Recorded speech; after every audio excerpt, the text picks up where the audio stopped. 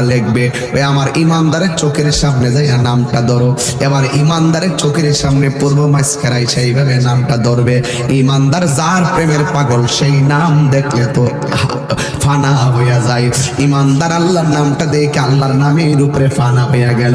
এই সুযোগ দিয়ে আজরাইল রূহটারে এমন ভাবে বের করে নিয়ে যাবে, মায়ের স্তন থেকে সন্তান দুধ পান কইরা যেমনে ঘুমাইয়া যায়, সন্তান এমন ভাবে ঘুমাইয়া যাবে যারা পরিমাণ টের পাবে না। কিন্তু মরণ না, মরণ রবিশ, মরণ খবিস, মরণ সহজ, মরণ কঠিন। বেঈমানের সামনে যখন আজরাইল আসবে, তার রগগুলো টাস টাস করে ছিঁড়ে যাবে, হাড্ডিগুলো টাস টাস করে গলে যাবে। এক আল্লাহর বান্দার কাছে আজরাইল আসলো, মৃত্যু হয়ে গেল।